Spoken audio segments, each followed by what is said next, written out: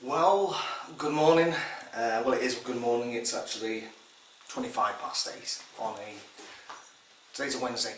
Right, anyway, I put up that video, as you know, which related to why I stopped going to the Kingdom Hall, why I left the Witnesses. And I said I had other stuff I wanted to put up. As you're aware, if you're an ex-Jehovah's Witness, when you leave the Witnesses, it's hard to talk about your experience to other people because, of course, you can't talk to witnesses because they won't talk to you. And people who are not Jehovah's Witnesses don't understand. They can't understand. And even if you try to explain to them things that happened, they'd say, so these elder guys, who are they? And you go, well, they're just blokes, window cleaners and stuff, and they'd be shaking. And so you let a window cleaner talk to you that way, and you go, yes, I did, because that's the way the arrangement was. So what I'm going to talk today about is Jehovah's Witnesses, music, and me, because for a large part of my life, Jehovah's Witnesses and music were integral to what I am all about, as it were, and they frequently didn't get on, and me especially. So the three of us, that combo, Jehovah's Witnesses, music and me, that combination didn't work. And what it led to happening to me over something just silly about music was extraordinary. Now, I think I may be unique in all the Jehovah's Witness story that this particular thing happened in relation to music. I don't think what happened to me is typical, because near enough what I've read since, it is atypical. It's what normally happens when there's confrontation and the way elders deal with things. It's just the way they deal with this. And it's a warning that I should have given out a long time ago, because I didn't have the portal of YouTube to say, oh, by the way, this is probably the way this is going to be handled, and whatever you do not listen to their advice. But anyway, I will just crack on with the story to, I don't know how long this is going to take, and this is the shortened version. This is the shortened version of this story. I'd love to be able to start off with growing up in the 60s, because I'm a 60s child, born in 62, listening to pirate radio, Radio Caroline, listening to all these songs that my mum had, and how they influenced me and all that jogging. But we'll just have to completely dispense with that because it's not really integral to the story. So we'll just zoom ahead. We'll zoom ahead to a pivotal year of 1980. 1980 was pivotal in the fact that I got baptised in that year, and it's also the year that I met the two men who would affect me, musically speaking. Musically, that's all the connection was. Two men who affected me. So the first guy was a guy called Timothy Donaldson. He was in Runcorn Congregation. I used to see him at circuit assemblies, which we used to have in Manchester Assembly Hall. And he was one of these brothers that when talks would be given, it'd last maybe half an hour and then he was off. And he used to be in the foyer. And when he used to go to the toilet or whatever it was, he was always there chatting to his mates, chatting to his little mates, his little gang he had, and different girls. And I was thinking, aye, he's one of those bad association brothers, even though his dad was an elder. He's one of these brothers that you don't want anything to do with. He dressed it a bit weird, and his hair was a bit longer than it should have been for a Jehovah's Witness. But I had nothing to do with him. And by a quirk of complete fate, I ended up, I don't even go to the details, I ended up writing to him and developing a relationship that we wrote to each other. And I was only just come up. I wasn't quite 18 yet. I was still 17, and I was ripe to be influenced by the right person at this time. Was going to take me along here, and show me the error of my musical ways, which at that point was just really liking ELO and the Beatles and the Police, amongst other stuff. he was going to show me the error of my way. So what he did, I went up to his house in Runcorn, and he had, it was really odd because he just had bare floorboards and all his rooms were painted black. And he used to dress by wearing this long, all his clothes came out of a charity shop. They all came out of a charity shop. Well, I think they did. Well, certainly looked like they came out of a charity shop anyway. So I went to his house in a vast record collection. And you won't find any ELO, the Police or the Beatles or Blondie or the Boomtown Rats in this record collection. It was full of something called post-punk music, alternative music, or new wave music. You know, dress it all whichever way you want to. It was full of bands I've never heard of before in my life, like called it Swell Maps, A Certain Ratio. Joy Division I had heard purely because of connection with his ex-girlfriend who played me a song called Transmission. The Slits, Killing Joke. Just records and you know, basically it was all independent music, which I'd never heard of these bands because they never ever entered the charts. Never entered the charts, not a chance. But you know, it was like some secret music I didn't even know existed, and there it was the physical proof that it did exist because there were all the records. So the way he influenced me, he got me to look at different music, and the next thing he influenced me, he says, you know what? We should form a band. How many times has this happened? We should form a band, and you can be the bass player, because he was already a guitarist. He had a Vox AC30 amplifier, because that was the same amplifier that Bernard Albrecht out of Joy Division had, and he had a guitar, not particularly good guitar, and an acoustic guitar. He says, we should form a band. And because I was ripe for the picking and highly influential at that time, because I was just turned 17, 18, that's what we did eventually. He got me over to Frank Hessey's record music shop in Liverpool, famous music shop where John Lennon got his first record, where I think George Harrison's auntie bought him his first guitar. George Harrison's auntie, I think, bought George's first guitar from Frank Hessey's famous Liverpool shop, which sadly is no longer there. Frank Hessey's is gone. It's history. If you want to Google Frank Hessey's music shop, it's fantastic. Anyway, that's gone. So we went there, and didn't know what I was doing. How did I even know I could even play a bass or even play a guitar? So we went in, and he says, right, that's the guitar for you. So I bought something called a bass by an Ibanez Blazer bass. And needless to say, we then cracked on with the spirit of becoming this great independent band in the mould of all the artists he liked. During the same period, I came up to do pre-convention work in Edinburgh, and in Edinburgh, doing pre-convention work, all the brothers used to play football, and I was wearing my police t-shirt because I'd seen the police in 1979, the Teesside Leisure Centre of all places. This guy came up to me and says, oh, I like the police, you like the police? Yes, I do like the police, that's why I'm wearing this police t-shirt. The next thing is we got to associate with these guys, and these guys were from Ayr, and we all went swimming that night, and afterwards we were in the pub having the one pint that you used to have because you were a good brother, and we're having the one pint, and I got chatting to this guy called Ian Gill. And through Ian Gill we realised we both like the same sort of music, ELO and the Beatles. And he liked Queen, but we won't go into that. But he didn't know anything about all the alternative bands like at the time, like Swell Maps, Simple Minds, Joy Division. He never heard of these, so intrigued. So we developed a friendship. Even though I went back to England. We back in those days, of course, no internet, no mobile phone. So we used to write to each other. I used to write to Ian. Ian used to write to me. I wrote to his wife. I was invited to the wedding, but never went. Blah blah blah. But needless to say, there was a to and froing, so I used to come up to Ayr, and he used to come down to Orbit. Now, in the meantime, me and Timothy we cracked on with trying to conquering the music world, and we did a load of songs. But eventually, I got a girlfriend, and he didn't like it because I wasn't giving him his full attention. And needless to say, he took the huff. His toys went out the pram, and we split up, as you do. But what he had done is he'd introduced me to people from Wallasey, Runcorn and Liverpool. People, even though we were close to where I lived in Ellesmere Port, they were like other brothers and sisters that I never knew, because they were in a different circuit to me, the ones in Wallasey and Liverpool, even though they were just up the road. Bit bizarre the way that worked out.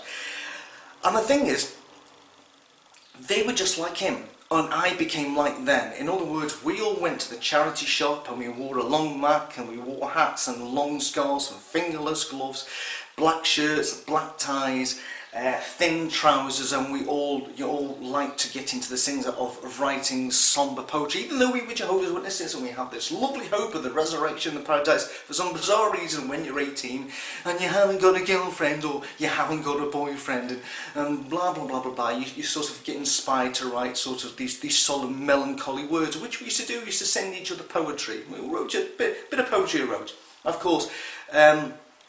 Me and him then said, oh, we're in a band and people like that, and we took a lot of black and white photographs. We took a lot of black and white photographs, which I've got a lot of his, he's got some of mine, I've got other people's, I've still got them today, a lot of black and white photographs. Well, basically, you're wearing a long back, it's taken outdoors, and you're just doing this sort of thing. So in other words, you're like band shots, you know, where you see shots of bands where they're all trying to look, you know, like, you know, quite interesting. Looking out in the distance, well that we're doing, but we were wearing the mats and the hats and the gloves and the thing, you know, whatever it is. So we looked, there were sort of band post photographs with all these people who couldn't play a musical instrument, but it looked fantastic. So we all thought, as part of this sort of gang, we all liked this music that nobody else liked, and we all dressed this way, and it was accepted. It was, you know, it was great. So what happened is that in the interim, in 1982, I believe this was, there was a talk at the district conventions. I went up to Scotland. I started now going to the district conventions in Scotland because they were a different week as my own down in England. I went up and there was a talk called Music That Debases. Now, if you weren't young, you may have been young, you might have been at the assemblies in '82, but if you weren't like 15 onwards, this probably means nothing to you. And if you weren't going to the meetings in '92, this absolutely means nothing to you. But anyway, the crux of this is that the organisation was trying to advise us that worldly music, so in other words, any music produced by somebody who isn't a Jehovah's Witness, which, you know, when you go to, back then when you went to these things called record stores, that you didn't have a section, you know, you didn't go through the J's, Jehovah's Witness section, and they're all the records produced by the society, all the witnesses just went straight to the Jehovah's Witnesses, you know, just behind, you know, artists beginning with J, like Joy Division. So anyway, so yeah, Jehovah's Witnesses, Joy Division, oh, back to Jehovah's Witnesses, yes, I'll buy this album. That didn't actually happen. So in other words, all the music that we owned at that time was worldly music. Now what the society was saying is that a lot of the worldly music that their brothers had was music that debased. In other words, it was music which was incompatible with the teachings of Jehovah. It's contrary to what we should be doing. So in other words, there was a lot of music which maybe promote sexual things or violence or negative things. You get the drift. You know what's happening here, because the same thing was rolled out about anything else in life. Basically, if it was a contradiction what Jehovah's Witnesses was teaching at the time, it was clearly wrong. So music that debases, and the crux of what they were saying was this, is that most recording artists, especially from probably 67 onwards, used to smoke, take drugs. A lot of them smoke marijuana. And what happened and this is why Jehovah's Witnesses don't like you taking drugs, is that when you take drugs, it's because you're opening your mind. And of course, Satan and his demons, they're ready to pounce. They're just waiting around in the spirit realm, waiting for people to get high. And the moment they get high, they enter the brain, because all of a sudden they're freeing their mind. Funny thing is, the same things happen every night to all of us when we dream. Bizarre, isn't it? You know, sorry brothers, you're no longer allowed to dream because you're emptying your mind and all sorts of thoughts come in, and some of the dreams you know you have are massively weird, and you think next day, where did that come from? Well, it's obviously Satan and the demons. But anyway, we digress there. So anyway, so the crux of what they're saying is that basically, if your favourite band or recording artist was known to take drugs, that meant that when Satan and his demons entered his freed mind this time, while he was smoking a joint and just trying to write down the lyrics of a song, smoking one big spliff, trying to write down the lyrics of a song, at that point, those lyrics would then be completely inspired by what Satan and the demons were trying to tell him. This is true, I kid you not, this is what they believed. So basically everybody sitting at that assembly was thinking, hold on a second, do the bands I like, have they ever been known to take drugs? Well, certainly if you're a fan of the Beatles, that's probably every album from Revolver onwards. You know, all of them, because at that point, 65, well, Revolver came in 66, from Rubber Soul onwards, I think Bob Dylan introduced the Beatles to Taking Marijuana in 65, so then onwards, the Beatles, when they were writing their songs, were taking drugs, LSD in 67, Sgt. Pepper, you get the drift. And so everybody had to think, oh no, the music I like probably is not what Jehovah wants me to listen to, because the society, Jehovah's talking through the society, and the society is important, telling us this, and as we're so close to near the end of the system of things, I don't want to die at Armageddon with all the millions of others just because I decided to keep an album by Led Zepp. I'd hate the fact that Stairway to Heaven was on the turntable when Armageddon would come, because clearly I was going to get killed because of the backwards track that allegedly is in there. So what happened was there was a notice board at the convention underneath the concourse. It was internally at iBox, and people would put on the notice board things like, Mum, I'm in row 33, seats 4 and 5, I've saved you seats 7 and 8.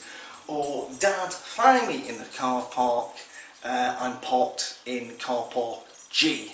But as soon as the music, the bassist talk had ended, people were putting up here, young rebellious brothers were putting up, if the society thinks I'm getting rid of my Pink Floyd records, they've got another thing coming. So, a lot of brothers, including me, because I was so gullible back in those days, took this to heart, really took this to heart. Now, the brothers I was starting associated with at the time, which was Ian Gill, and Dino Facchini, and Jim Kelly, and Paul Gentini, and others in Air, took this to heart. And in the spirit of what had happened in the Christian Greek scriptures, whereupon I think a couple of guys had become Christians, and they owned a lot of really expensive books, but I think they might have been spiritistic books. I don't remember the story because it's been a while since I've been back to the Bible. So they owned a lot of spiritistic books, and in the spirit of what they could have done is, I think they could have sold the books. That's what it is. They could have sold the books and got a small fortune, but because they realised what was in these books was spiritistic or whatever it was, they burnt them. They burned them to show how good they were. They could have, nobody could have heard of the story, but they decided to burn them so that nobody else would be influenced by these the bad writings. So the brothers in Air got all their records together, all of them. That's every worldly record, that's everybody apart from the Kingdom Melody tapes, which you could buy at that time. Oh, what joy. So they got all their records together. You imagine the lot of them went, because they were all worldly records. And they went down to a beach, I think it was Croy Bay. They went down and they had a public bonfire. They were the only ones on the beach because they did it at night. And they burnt the lot. And they added up how much the wealth was of these children, how much they were worth, and it was worth thousands of pounds. And they thought they were doing the right thing because Jehovah, through the society, music that debases, influence you don't realise it, you need to get rid of it. So they were following, instead of they didn't want to sell the records so that those bad Beatles could influence anybody else, or Pink Floyd or Genesis or whoever it was. They burnt them, and they felt brilliant. They felt they were super spiritual and they'd done the right thing. Unfortunately, the elders didn't agree. They thought that potentially, if it had got out what they'd done, if the press had got hold of it, it would have been the local paper, burning of Jehovah's Witnesses. They thought because it was public, even though that's what happened in the first century, they thought because it was public that they were drawing attention to themselves, and if they wanted to get rid of their records, they should have just thrown them in the bin quietly, all of them individually, if they didn't want to sell them. And they got taken into something called the Wee Room in Air Congregation, and they just got basically tore a new arsehole by a couple of arseholes. So anyway, that's what happened, and Dino wrote to me telling me how the great thing that happened, and then the next letter was, what have we done? And they were thinking to themselves, what have we done? We've just sold all our records, never got a penny for them, when they were worth loads of money, so they could have actually gone to, a second-hand record shop, which they had a lot in those days, says, how much will we give you for these? Which is what I did, because when I came back, I just thought, I looked at my record collection, and I didn't have I didn't have any Pink Floyd or Genesis, whatever, but I had a few Beatles.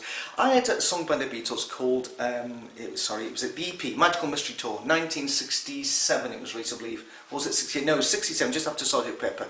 And it was mint. It was mint. It was the original one from 67, the vinyl was mint. And if you know what mint, when it comes to grading records, it looked like it had never been played. No scratches, nothing, it was beautiful, the whole thing was beautiful, and I remember I said to my mum, Mum, I know this record here was directly influenced by drugs, no doubt about it, because Lennon and co were taking LSD at the time. That's the EP which has Eye in the Walrus on it, you get my drift.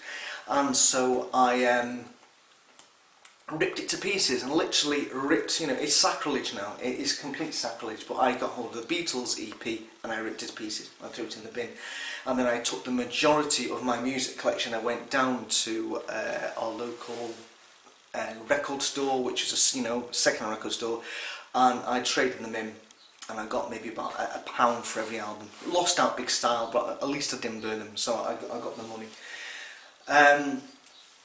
So, what happened the next stage? I move up to air. I move up to air in this atmosphere of what's just happened. I move up to air, and none of the brothers have got any records. They've all gone. They've got no music whatsoever. There's nothing to fill that gap which you have when you're in your early 20s and you'd like to listen to some music, because they'd burnt a lot of them. A lot of them had gone. Oh my goodness, so they'd all gone, so they went up there, and we were going to fill that vacuum, because I played, at the time I was making up my own songs using 2 tape cassettes, and then in a nutshell I used to overdub myself, so I put down drums and guitar, record it, put them onto a tape deck, play it, press record on the other thing, then put over the bass or the lead or the vocal or the keyboards or whatever it is. And I started sending up these tapes up to these guys in there, and they're going, wow, you've got to come to air, we'll form a band. And because of the demise of my previous band with me and Tim and the Dr. Rhythm drum machine, Dino was a drummer. The opportunity, if you've ever played, if you've ever done this, to go from a drum machine to playing with a drummer, you couldn't miss out. The problem was he didn't have any drums, but anyway, we'll come back to that. So I move up to air into this sort of atmosphere, the fact that none of the brothers got any music whatsoever at all, because they've burnt them all, they've all gone in and up in smoke. So we come in, and I said, right, okay, and I started writing songs, and Ian Gill had already written a load of songs, so he says, let's get these done, let's get these done, we'll put them on a cassette and we'll hand them out to the young brothers, and that can replace the worldly music, because at least our music wasn't worldly. It was modern, but it wasn't worldly. So a lot of people disagreed with this. So anyway, we started doing this, and we started doing these things, making music, and in the meantime Dino started every week to buy a piece of musical equipment, and eventually he had managed to assemble, through acquiring different musical equipment every single week out of his wages, he assembled a drum kit, really did assemble a drum kit, and then we started to then rehearse in the community hall. We started to rehearse in this community hall thing. It was a school hall, up in the school hall, the 3 of us, Ian Gill, me playing the bass, Ian playing the guitar, Dino playing the drums, and we called ourselves Always the Way. Now Dino, who was, who was sort of quite a spiritual guy at the time, he used to tell people, the reason why we're called Always the Way is because in the 1st century the Christians never called themselves Christians, they referred to themselves as being in the way. So we're always the way. Well, you get the way he was thinking, but when I came up with the name of the band, that was the furthest thing from my mind, to be honest with you. So anyway, we're practicing on every Friday night in this school hall, thinking, yeah, we'll get good, and then we can go out and maybe play a pub or two, and then we're recording these songs on cassette. Then we had enough songs to fill a C60. If you don't know what cassettes are, you don't know what a C60 is, but C60 is an album and more's worth. A C60 is an hour-long tape. So we had this C60. So we weren't just going to give the C60 out to all the young brothers. We wanted to put a cover, and because our songs mostly dealt with I can't get a girlfriend, typical thing of guys in the 20s, and where is my true love? When am I going to find my true love? And songs about the kingdom, songs like a song I wrote called, funny enough, The New System, another song called I Don't Want to Die, because I really don't want to die at Armageddon. All three of us at the time, me, Dino and Ian, all pioneered. And those two were ministerial servants. I wasn't, because I just moved in the congregation, and I was that lofty title would be applied to me at a later date.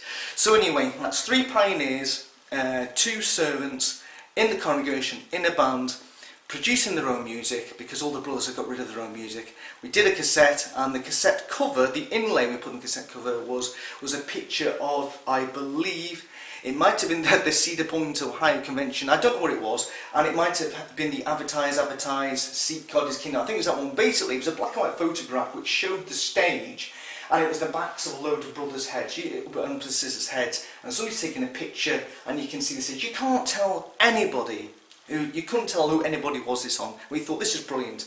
It's a spiritual picture with a spiritual music, and we put it out there, and we just wanted to conquer the world. We wanted to conquer the world, basically, with our spiritual message, because we were spiritual brothers.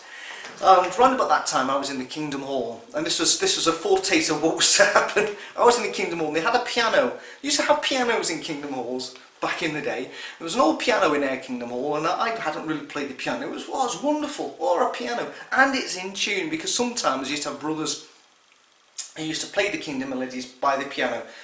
Brothers who, suggest to the music, fantastic, how can you read music? Fantastic. So I'm belting on, trying to get some rudimentary chords. And, it's very melodic, very nice. And this older sister comes up to me and says, what's that you're playing there, son? I says, it's a song, I've just literally come up with it now. I'm going to probably write some lyrics referring to the truth.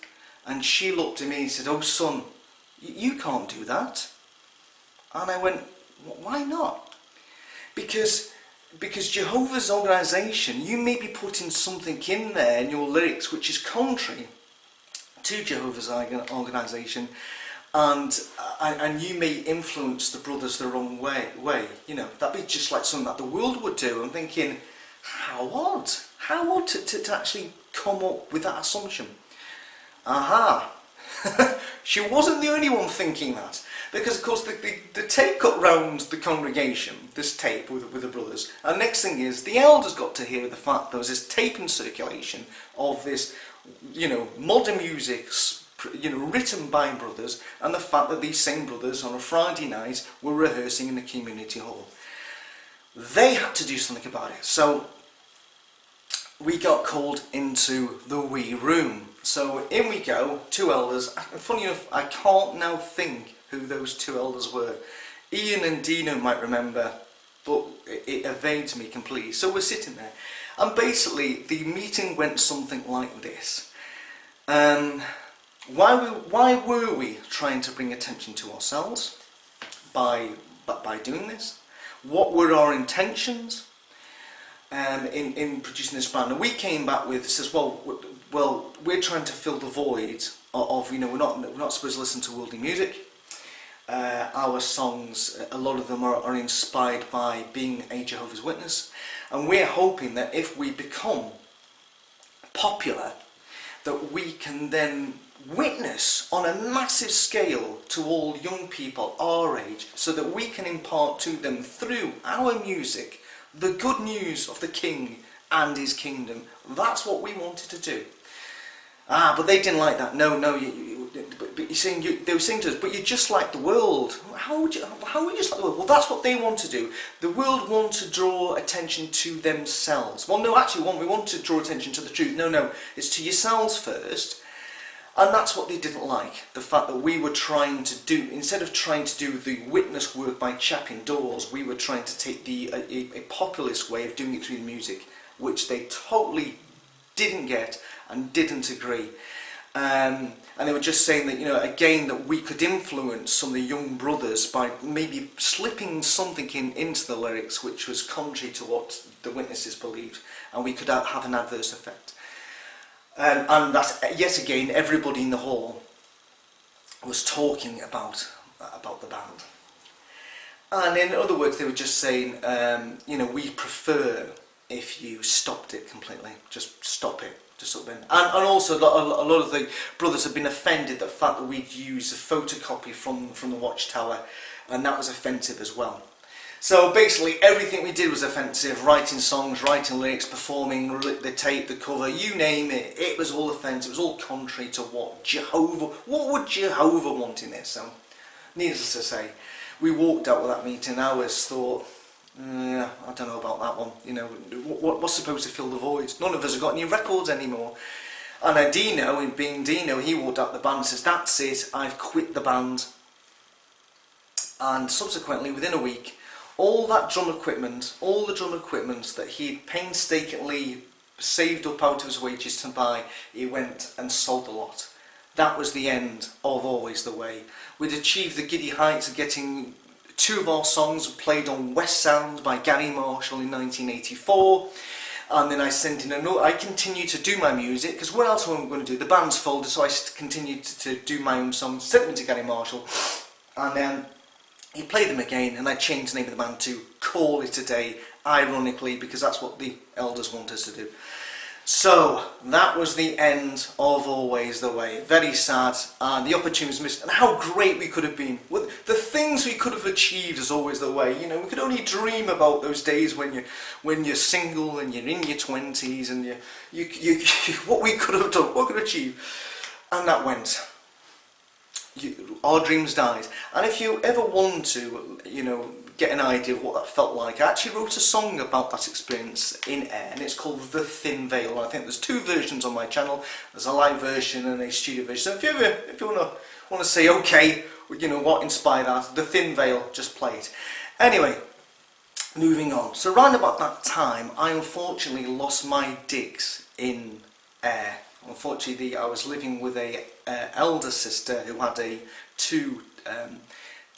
two people staying with her, a worldly person who was just a tenant in a bedroom, and me another one. And I loved her. I loved where I was. I loved her. I loved you know, the whole thing.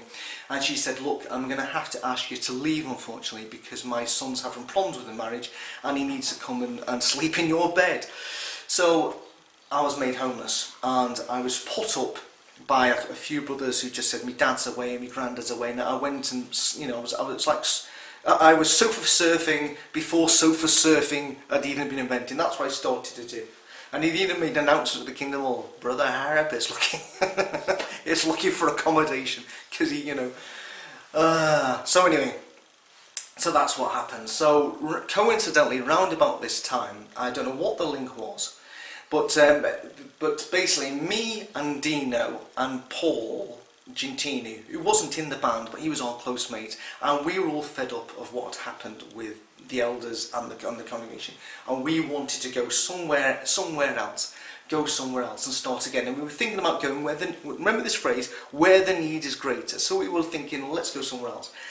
I became homeless, and somehow a guy called Jim Wood, not Jim Woods as many people in Rutherglen and Glasgow refer to him, it's Jim Wood. Singular, it's not a plural, it's Jim Wood. So Jim Wood, not Woods, there was a connection made. He was in Rutherglen in Glasgow, and I didn't want to move to Glasgow, because literally when I used to go to Ayr, I used to get the train in and used to go past this thing, which is no longer there anymore, thank God they flattened this place. There's a place called Hutchison Town, which was a replacement of the Gorbals, and you went in, it was like they built all this new estate, and it was horrible. It was damp and mouldy, and within a short period of time they were condemned, and the guy who designed it got an award. How ironic is that? So they got condemned, and it was the first thing you saw as you arrived in Glasgow. Hutchinson Town, oh my god, big high rise, it was awful. So I didn't want to move to Glasgow, but I was homeless, I had no choice, and I was fed up with air, and I wasn't going back to Ellesmere Port. That was never happening. So I just thought, here's an adventure. And then of course Dino and Paul said, I tell you what, we'll move with you. And Jim Wood, somehow, he came down to visit us. I don't know if he did a talking or I don't know what it was, but what happened was there was a pioneer flat in Rutherglen above a pub called the Victoria on Formler Road. And funny thing is, for the time I lived in this pioneer flat, I never went into that pub because you didn't. So anyway, what happened was Jim Wood come to us and said, yes, there's a pioneer flat. One of the pioneers has moved out. He's no longer pioneering, he's gone to a different congregation. Two of the pioneers have moved out because they got married. There's one bloke left, and his name is Andy Doolin. And he's older than you guys, but he's a pioneer like you. I'm sure you'll get on swimmingly. I wish we did. So anyway, we drove up to Glasgow. Andy Doolin, we drove up and it was a close, and he was like 3 floors above this pub. And I just thought, oh no, it was so contrast where I lived. I just come from right on the River Aire, you know, town, the beach, the sea, seagulls, and I was going to live somewhere with a railway line, and it just looked horrible. I had no choice, and they wanted to move, and we just thought, this is the next step in the new venture. So, to cut to the chase, me and Paul moved into the Pioneer flat, to Pioneer, in Rutherglen congregation. Dino was set to join us very shortly afterwards. It took 5 years. So he was supposed to join us shortly afterwards, and it never transpired. And there were separate bedrooms. So I went into one bedroom, used to be a bedroom of David Billingsby, and Paul went into the big bedroom where there were 2 guys. He used to be there, Andy Grice and Gordon Thompson. So I was in Billingsby old bedroom. What a classy sod. He still had half of his clothes. Half of his clothes were still there. So I eventually put them in a black bag, and I think put them all away. And I think they went to a charity shop. So of course, we came up from there, and we were still in the sort of mould of how I dressed in Merseyside, which was fingerless gloves, long mat, hat. When it's sunny, you put on the shades, long scarf, black clothes, thin tie. And as soon as I got in, got into the Pioneer flat, I just thought, right, I need to make this a bit homey. So I put up my black and white photographs of me, of my pals, and the only music we had at the time to play was my Always the Way tapes and a few live Joy Division tapes, which I had started to overtape Always the Way music on. So as Always the Way songs grew, the Joy Division live stuff diminished. A New Order. I wish I hadn't have done that, but you can get them online anyway, so that's what happened. So basically, Paul came up with no music at all, nothing at all, and I came up with my Always the Way collection. That's what we had to do. So what we used to do was, because we moved into Rutherglen, we didn't know anybody, and everybody was so friendly, but we really felt homesick. We massively felt homesick. And to cheer ourselves up what we used to do is we used to go into my room, because he didn't have a music centre. I was the only one who had any way of playing any music. I used to put the cassette in, and we used to turn off the light, and we used to just listen to Always the Way. We used to reminisce about, remember when I wrote that song, or that song's about that girl, or that song's about that guy there. And we did that several times, really enjoyed it, and then I got him turned on to, like, you could listen to this Joy Division song here. But Andy Doolin, who was 30, and Paul was about maybe 3 years younger than me, so he must have been maybe about 19, I was 22 I think, and he was about, oh no, I was still 21, I was 21 at this point. No, sorry, I was 22, and I think Paul was 19, and he was 30, so there was a big age gap. Big age gap. When you're 20s to 30s, I know it seems nothing now, but in cultural differences it was massive. And he didn't like, he took complete offence at what we were doing. And what he used to do was, he used to come in at night, and we're sitting there in the dark listening to Always the Way, or Joy Division, that's all we had, and he used to just turn on the light in our room. He used to put his hand in the door, turn the light, look at us, and then walk straight out and turn the light off. Being a complete twat, to be honest with you. And he did this several times. door open, light on, looked at us both, light off, shut the door and go. Till the third time he tried this stunt, we took the bulb out the bulb socket. So of course door opens, light on, switch, flick, flick, flick, flick, flick, flick, door shuts, and me and Paul gutted ourselves. We absolutely gutted ourselves because we'd got one up on Andy. Right. So we haven't been, I think we moved in around about October 84. I hadn't been in Aero that long. I think we moved in March, April, you know, lasted a great summer, tits up. So now in Rutherglen, we're approaching the winter. It might have been November time. It was just before Christmas, definitely. Now Paul went back to Ayr during the Christmas period. He went back there because, you know, I don't know, it's a bit odd of Jehovah's Witnesses. Although they don't celebrate Christmas, still at Christmas they still all get together and have a big meal on Christmas Day. Bit odd, but there you go. And he went back to see his mum, I think it was. So I was in the Pioneer in the flat alone with Andy Doolin. And the next thing is, I got approached in the hall. I got approached in the Kingdom Hall by one of the elders. One of the elders was a guy called Keith Saunders, and as I've said in the previous tape, he was one of the guys who did district, so pretty big. Oh, this is one of the guys who does talks at the district convention and every circuit assembly, as did Jim Wood as well.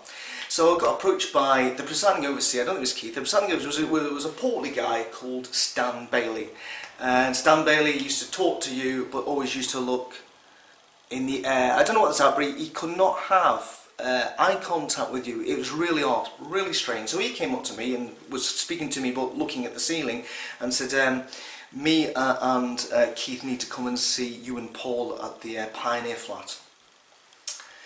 I went, right, okay, bit random. And I said, but Paul's away. Oh, that's a shame, that's a shame. Right, we'll go ahead with the talk anyway. Anyway, now see, this is the thing. See, when any elders come and see you, you really should have somebody with you. Somebody else who can give you support. Because when the elders are there, and maybe somebody else that you're not getting on with, you feel ganged up on, and it's completely unfair. There should always be somebody else, impartial. You should say, can I phone a friend? Can I bring a friend? To just sit there. So in other words, at the end of it, it won't be what you heard. There'll be somebody else can back you up and say, yes, they did say that, and yes, that was the attitude that I got from those two guys. So needless to say, this is what happened next. You know, so the meetings arranged for one evening. God knows when it was. So two elders come in. The presiding overseer, which was Stan Bailey at the time, and Keith Saunders. Now, to explain, Keith Saunders' protege was Andy Doolin. So it was completely inappropriately the wrong person to be here, because Andy was Keith's boy. Andy previously had been associated younger time with witnesses, fallen away, become an alcoholic, became a violent man. But since then, he come back to the truth. Studied with Keith, I believe. Come back, and he was the golden boy. He was like the prodigal son returned. He'd come back to the organisation, and he was now a ministerial servant, and he was a pioneer. So, you know, he was Rutherglen's big success story, and he wasn't happy. And this is what he wasn't happy about. So they said, right, Andy, they sat us all down on the couch. You tell Terry here what the problem is. He says, well, Keith, it's the music. I thought, the music?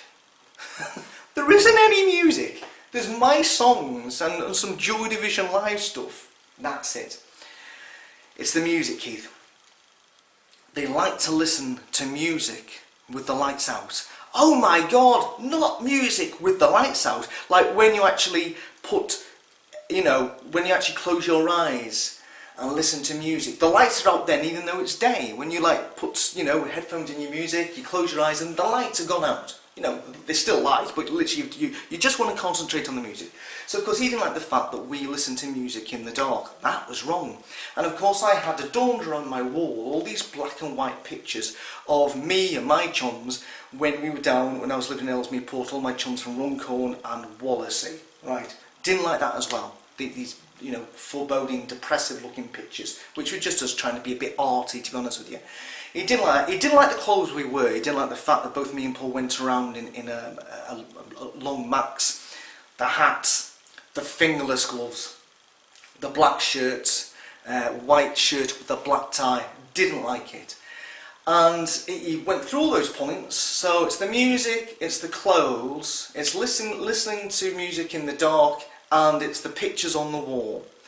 And he says, Keith, what that sums up to me is that Terry is infatuated, wait for it, with demons.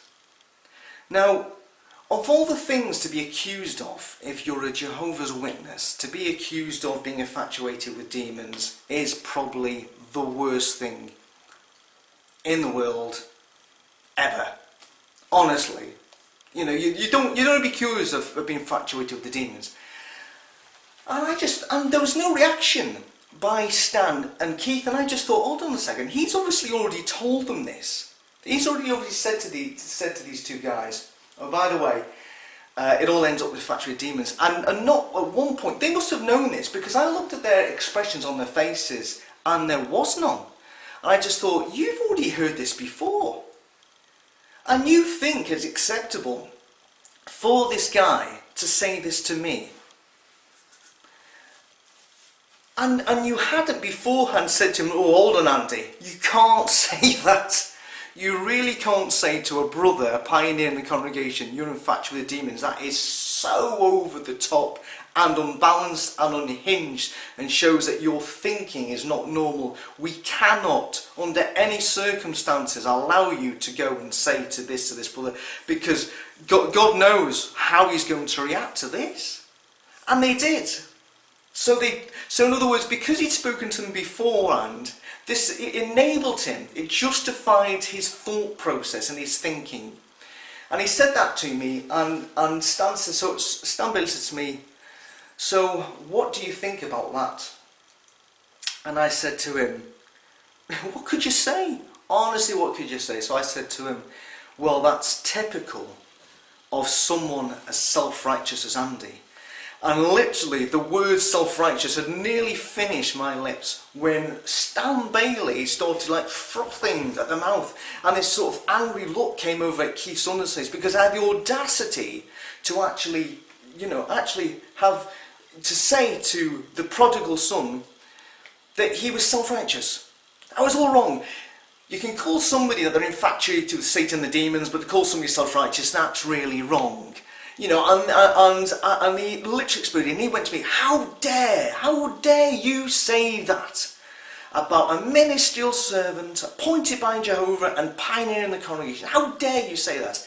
I'm thinking to myself, goodness sake, what? I'm scratching my head thinking, I was like, I'd gone into like some unreal different dimension where logic and understanding didn't exist, because it certainly was happening to me there.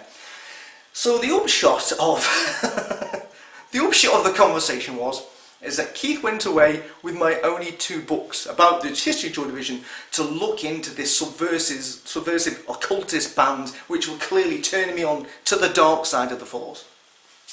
Needless to say, he went away, read the books, and read there was nothing really in it at all. Unfortunately, the lead singer had killed himself purely because he was having marital problems and was prescribed the wrong tablets, was depressive, and used to take epileptic fits. And like a lot of people, he killed himself.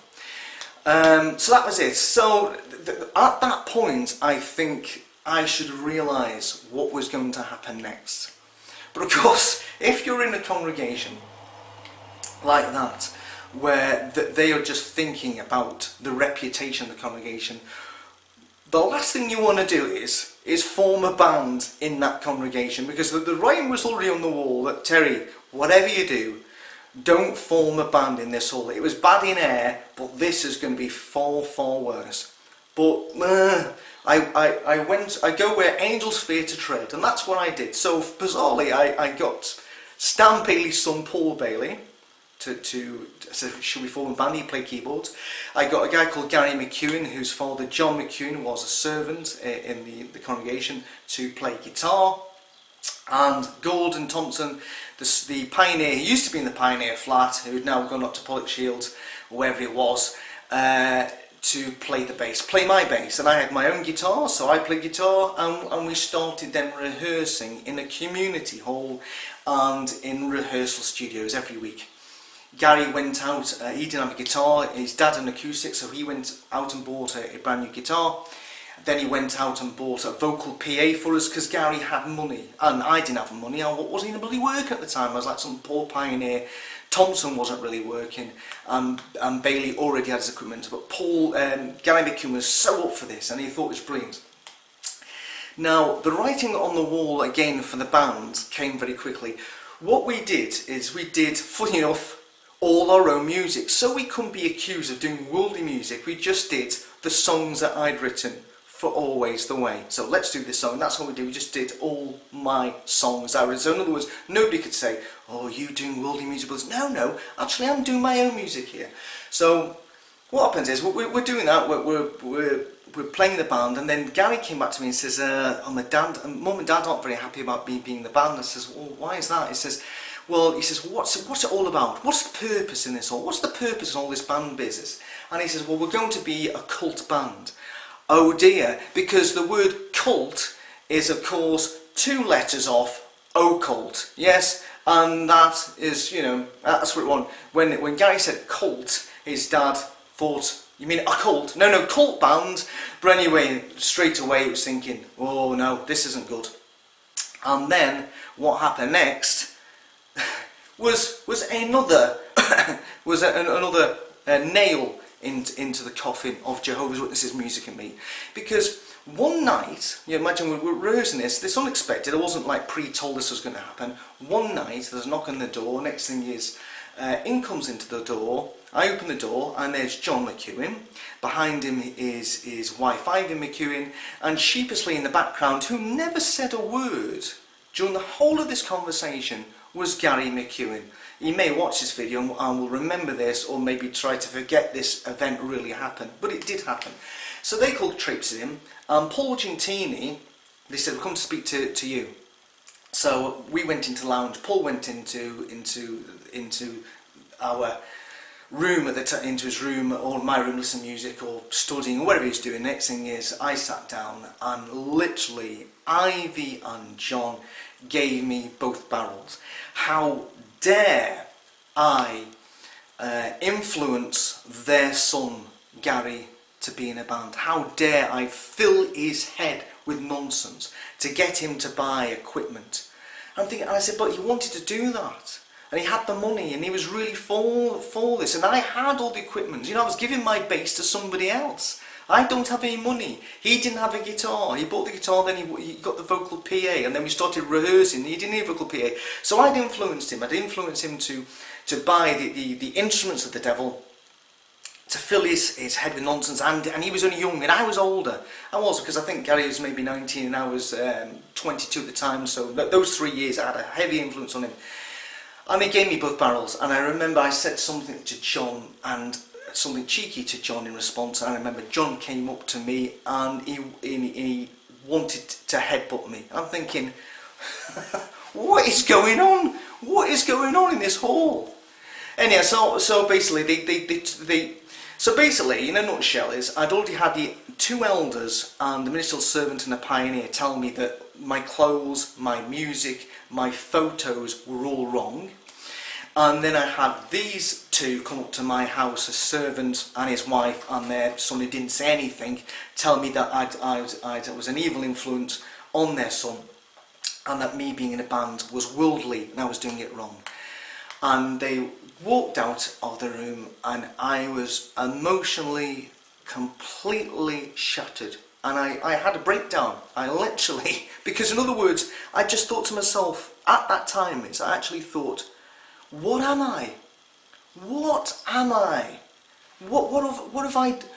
I had to think, I'm all wrong. I just thought to myself, I am all wrong. Everything I like, people are telling me is wrong. My music, my clothes, my pictures, my aspirations to just make music, it was all wrong. And I remember there was a lamp on the somewhere near me, and I went, whoa! And I knocked this lamp and it went flying in the air.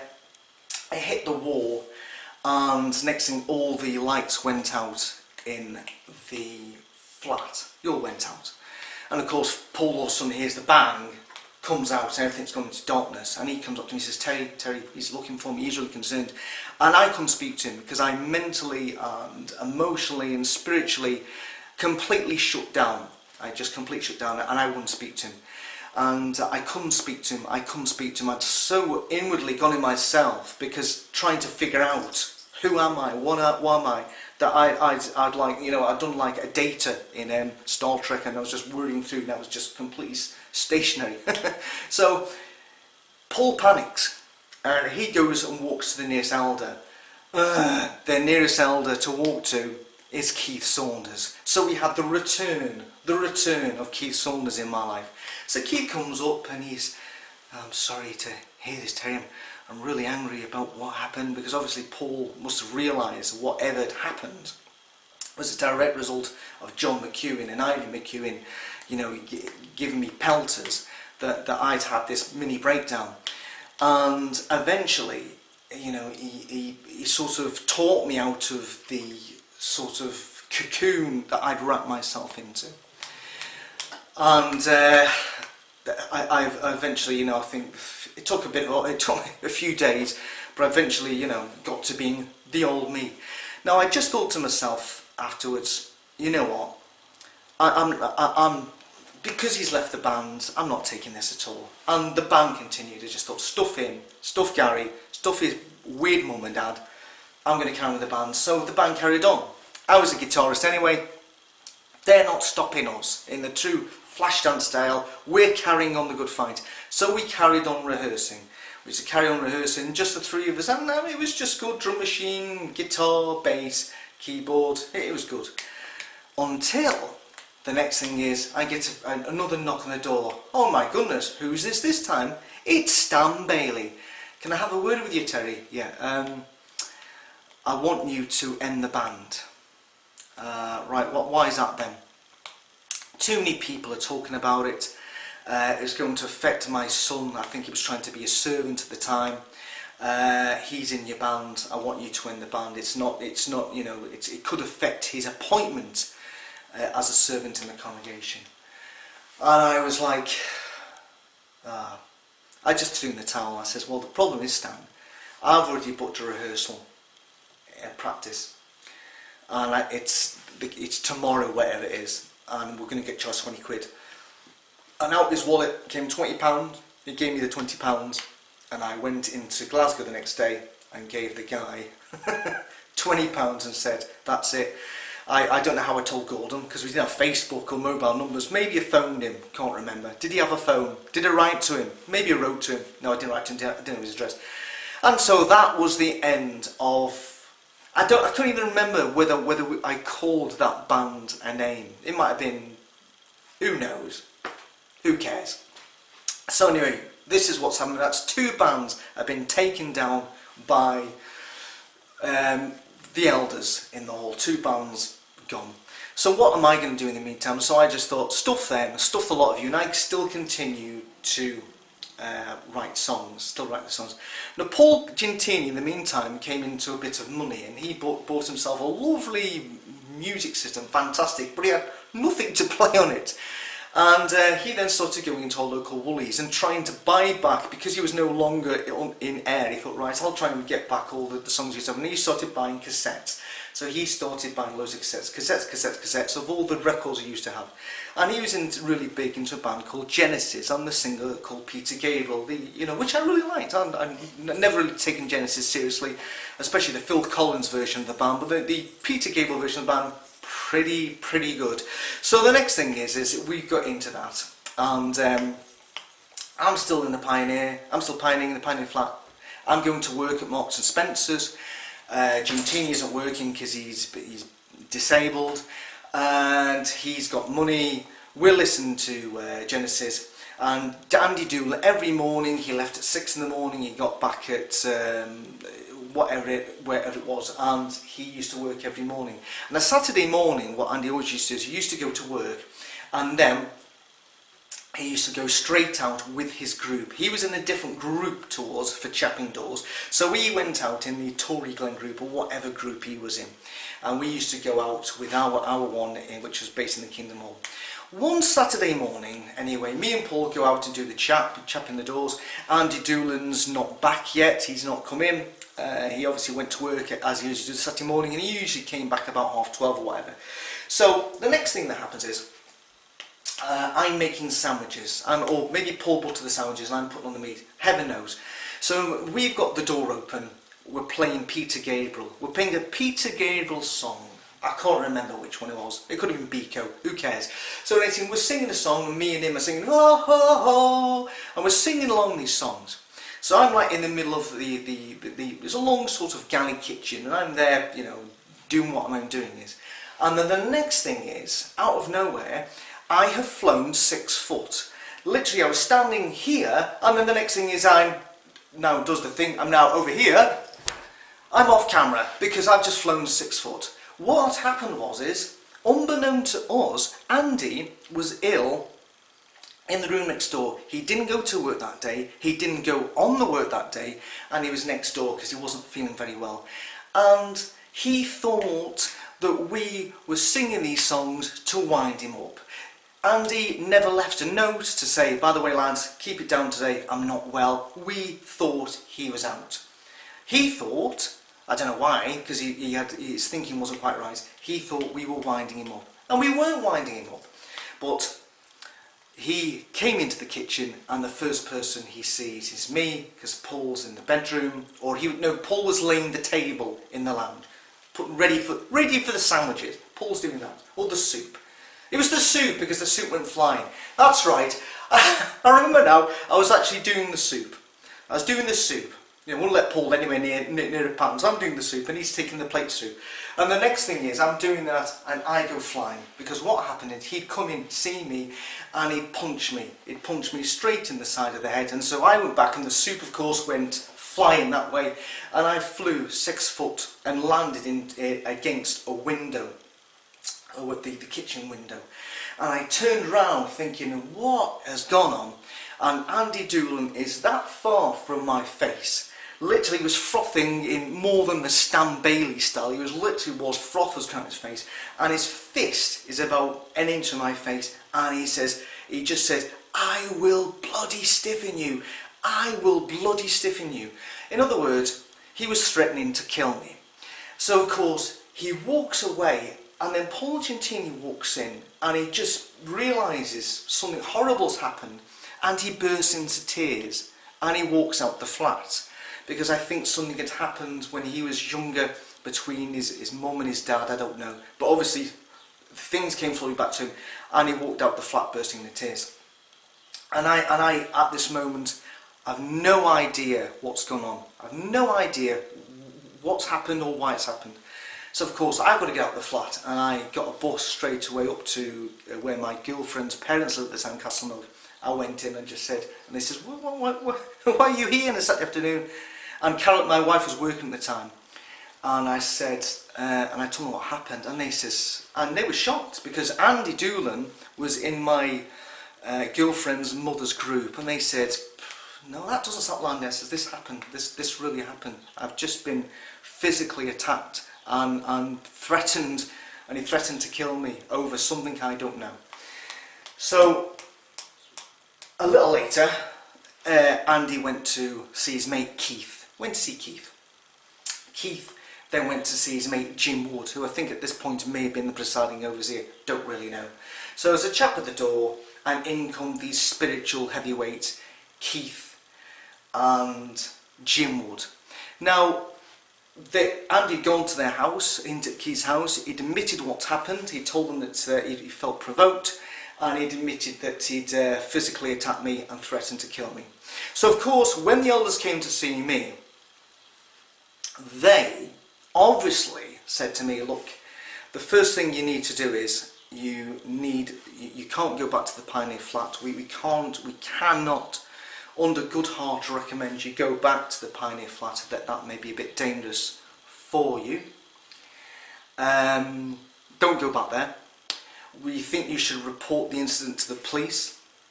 because you've been physically assaulted and the guy's threatened to kill you, and if you do go back and it happens again, you know, this could be really bad. So you need to go to the police. We're going to unfortunately have to remove Andy from being a ministerial servant, and we're going to have to restrict his privileges of whether he can pioneer or not. Of course, that never happened, did it? That's what should have happened. That's what should have happened. They should advise me to go to the police, they should advise me not to go to the Pioneer flat, and they should have probably removed Andy from being a servant, because clearly the guy was unstable. And to be triggered into threatening to kill somebody over somebody singing a song is just a complete overreaction. But instead, they came in and said to me, well, Terry, Andy did feel he was provoked. And I went, provoked? We didn't even know he was in the flat. So how could we provoke somebody that we thought was out chapping doors with his group? Utter, complete rubbish. Even if that Friday night Andy had said to us, oh, by the way, lads, I'm a bit under the weather, I'm not going to work, I'm not going on the doors, and so tomorrow morning, can you keep the noise down because I'm having a lie-in. If I have a lie-in, I might feel better for the meeting on the Sunday.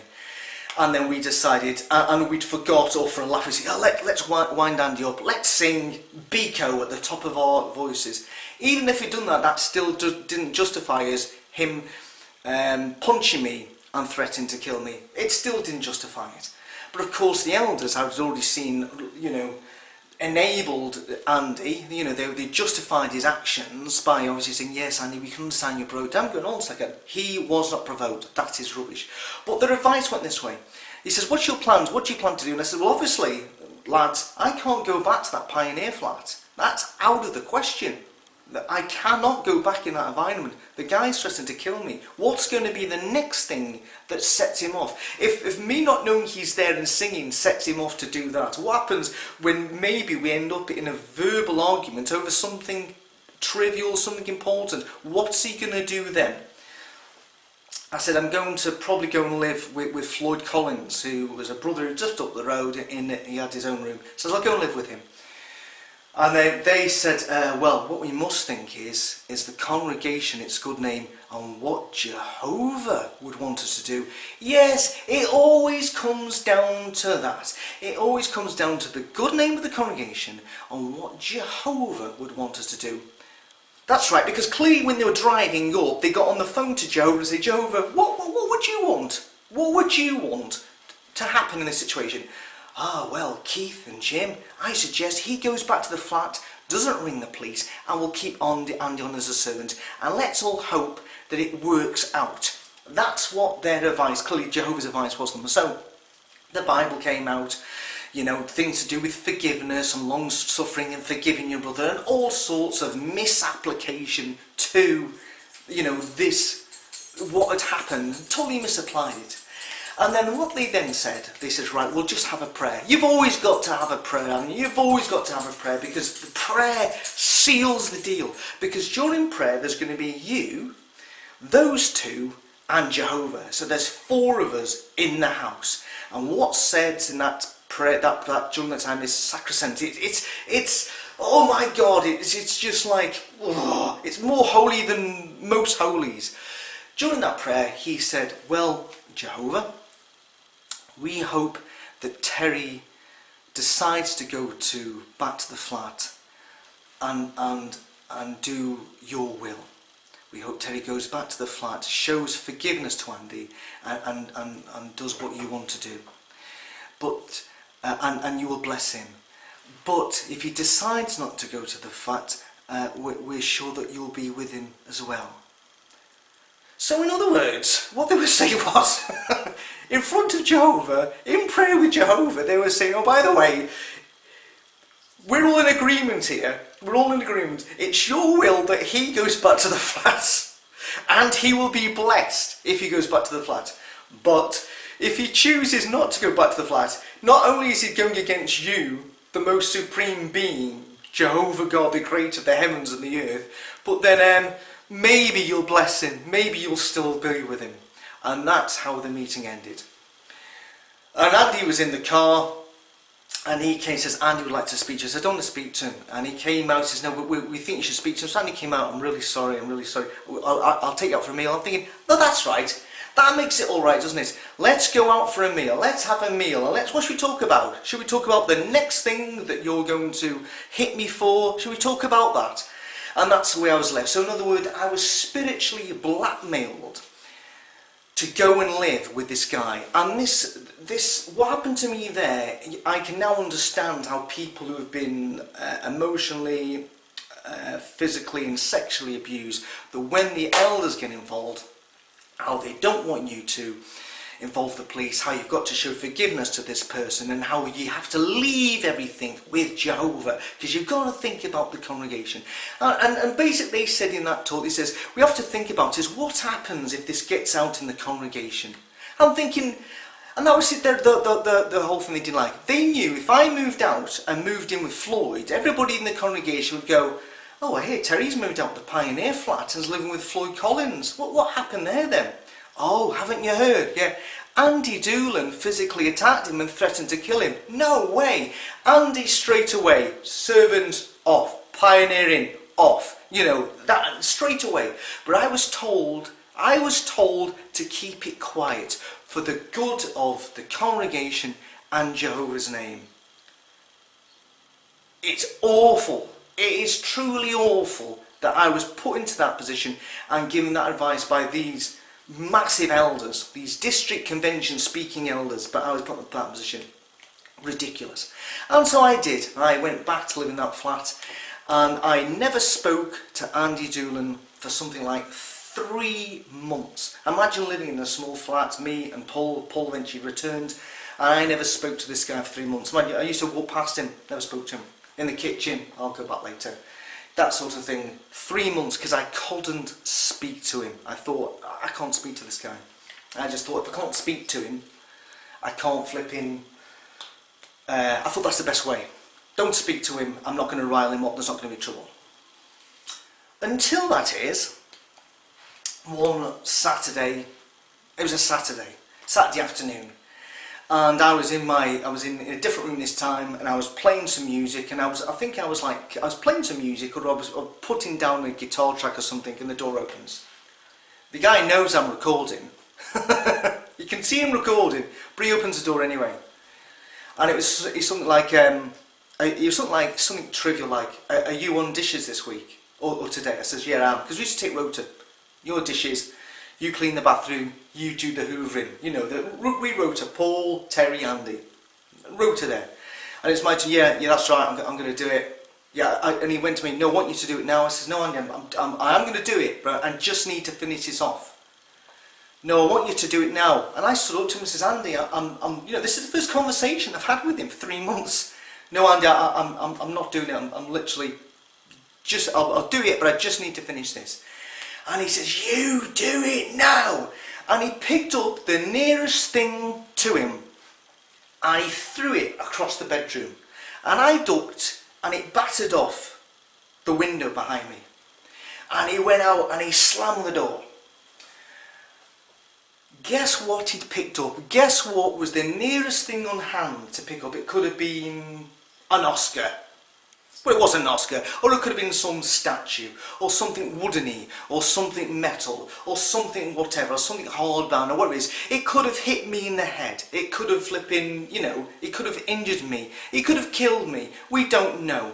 We don't really know what could have happened. In the kitchen when he attacked me, I'm glad that we never had an array of knives, because maybe the knife would have been the next thing. But of course, in this instance, the nearest thing on hand was a book.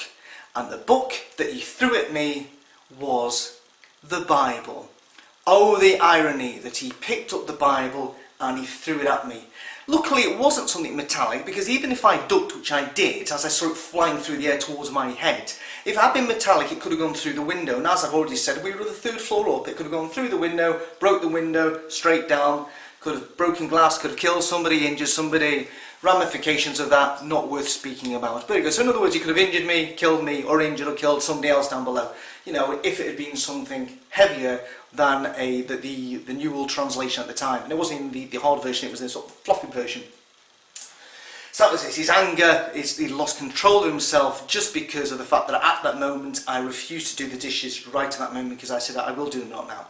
So I thought, right, what do? I've been attacked by this guy again. I'm not going to go to Keith this time, and I'm not going to go to Stan. Waste of time.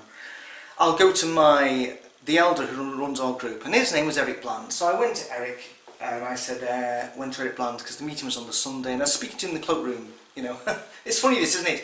You know, we couldn't get in the wee room, and so we're speaking. So people are coming out, and I'm like trying to speak to him. I says, I told him exactly what happened. I says I was doing this, and he threw that, and he threw the Bible at me, and hit the window, blah blah blah, and he went, oh right.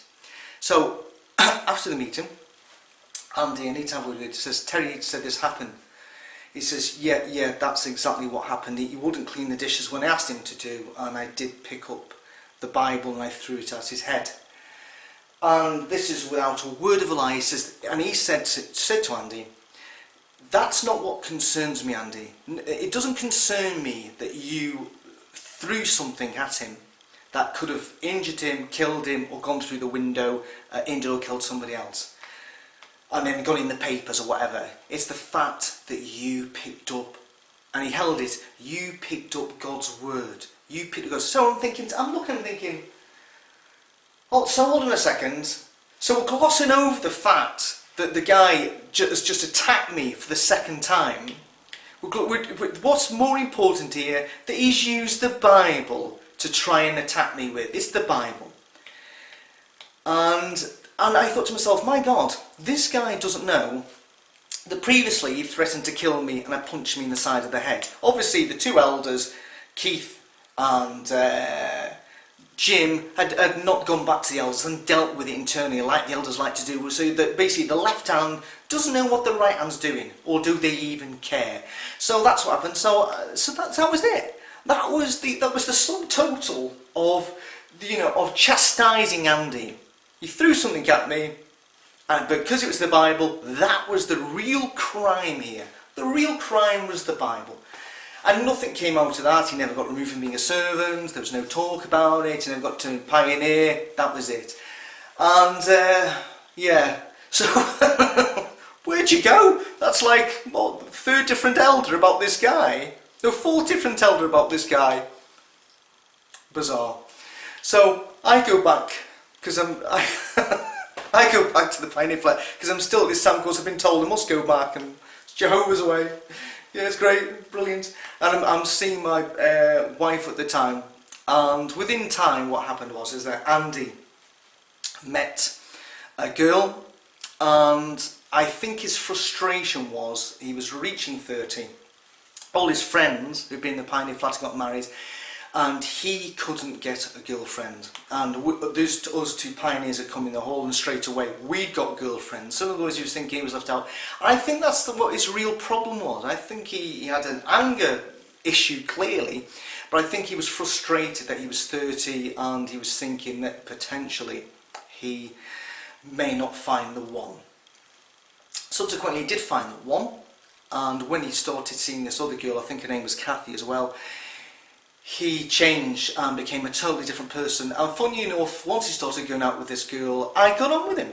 I got on with him fine. All of a sudden, the guy was different, because all of a sudden, all this tension that he was feeling, which was taken out on me, went away. Now, sadly, he got married, and sadly, and this is ironic here. This is the irony of this.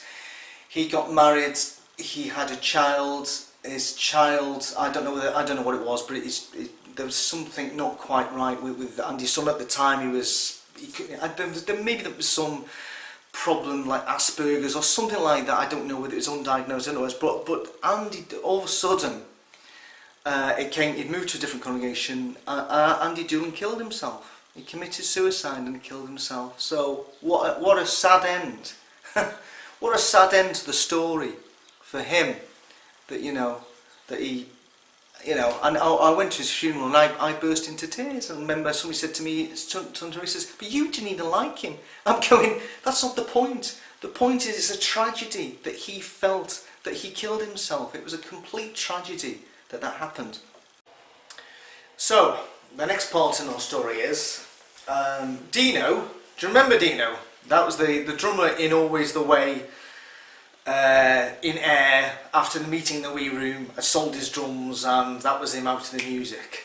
Well, he moved. He was supposed to do it in. He was supposed to move in '84 up to Rutherglen, but he never quite made the move, and probably because of what he was hearing was going on, the madness. And thought, well, you know, the grass is not always green on the other side, and better the devil you know. Devil being the appropriate word. So he stayed where he was. Now, what happened was, he came to my wedding in '86, I think it was. I'm sure it was '86 I got married. Oh my god, that's sad. Yeah, '86. So he came up to my wedding in '86, and he met his future wife at our wedding, a girl called Kathy. And eventually the courtship progressed, and he got married in maybe '87 or '88, can't remember when. Anyway, so he's now up, he's on at Rutherglen, and time went on, and we got chatted about the good old days, Always the Way, and the wee room, and those heady days. And we used to play a lot of the Always the Way tapes that we used to play.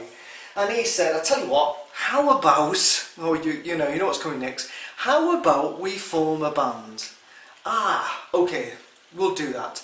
So we formed a band, because, lots of things had changed. I was now a servant, he was a servant, and we brought into the band a guy I brought into the truth called Gus Kelly, who became the son-in-law to Keith Saunders.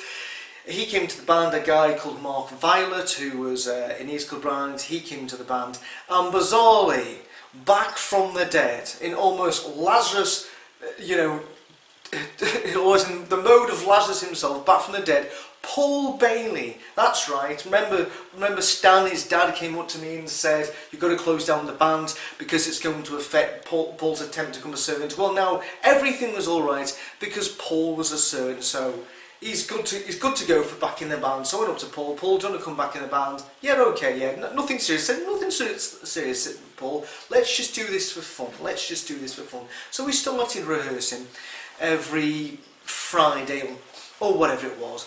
And we did Always the Way. That's gone. We're not doing any of that. That Always the Way music, it's cursed. We're not doing that.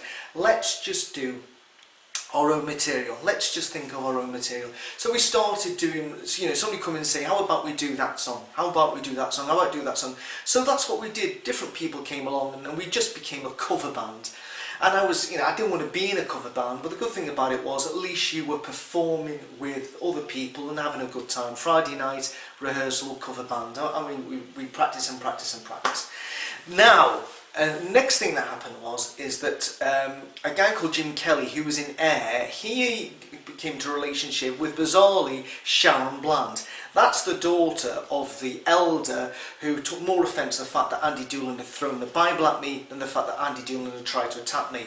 So that's his daughter now. She ends up with a relationship with Jim Kelly from Air, and they plan to get married.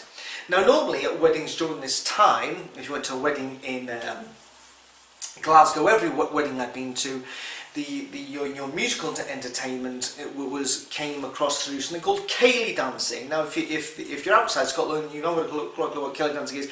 It's also called Scottish country dancing. It's a type of folk dancing. Now, nobody really knows the origins of Ceilidh dancing.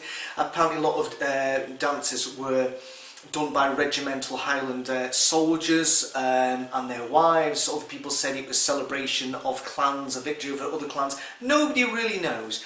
But needless to say, it's still worldly music because neither Franz or Nor wrote the Ceilidh songs. They originate in the 18th century or whatever. So they've been adapted to our modern times, and you get, they've come certain standards of certain Ceilidh music. So every time you went to a witness wedding, it was Ceilidh dancing. And Ceilidh dancing is quite a physical dancing, whereupon normally if you're dancing like to modern music, your partner's over there and you're over here and you're doing a bit of this and a bit of that, and there's not much interaction unless maybe you are somebody who knows actually how to do proper rock and roll dancing, where you get your partner, well, it sounds a bit odd this, but you get my drift. But Ceilidh dancing is something different, whereupon you walk on, you're holding hands. Sometimes you even hold hands with blokes. If it doesn't work out, girl boy, you do end up holding hands with a bloke. Never mind, but usually it's quite physical. You get your partner, you do a lot of dancing with them like this, and then you twist round, then all of a sudden you look down and, hey presto, I've got a brand new partner that I'm putting my arm around, and I'm doing this. There's lots of physical interplay, a lot of physical connection between by people who aren't husband or wife, for instance. Oh my God. So anyway, that's Kaylee dancing. So let's go back to Jim. Jim and Sharon are getting married, and they're getting married, and Jim, who's our friend from Air, of course, he says, I would like you, the band, because he heard that we were, the band, that there was a band playing music, I'd like you to play at the wedding. Now normally, quite often happen at witness weddings, that during the intermission, one guy would go up and do a song, do one Beatles song. With just a bit of entertainment while you're eating your sausage rolls and your coronation chicken sandwiches. We're going to have one guy doing a song. So quite often that was me or Ian Gill, or both of us together, as it was at my wedding. But this is something different. We do the Kaylee dancing. We have the intermission, and then, oh my goodness, a proper band with drums and all that newfangled stuff, PA, you name it. And we went up, as a whole load came up from the congregation Air who we knew. We came up, there's people from the Glen, and all of a sudden, for the first time ever in probably in the history of the witnesses in Glasgow, is that people dance to modern music. When I say modern, it wasn't really modern. We were doing Johnny B. Good. When was that? 1958. It wasn't really modern. And we did Beatles songs. We did Summer of '69, Addicted to Love, Erasures, A Little Respect. Stuff like that. Paul Weller song, a few slow songs, Stand By Me. You get the drift. Typical wedding fare. Nobody in their right mind could possibly be offended by what we did.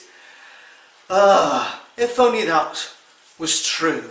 But anyway, so everybody had a great time, and there was a video guy videoing the whole event, all brothers and sisters getting they're a bit tentative at first. It's a bit like Flashdance or any of those films where all of a sudden one person goes up, and next thing is everybody was up. The whole floor was filled with people dancing and enjoying themselves.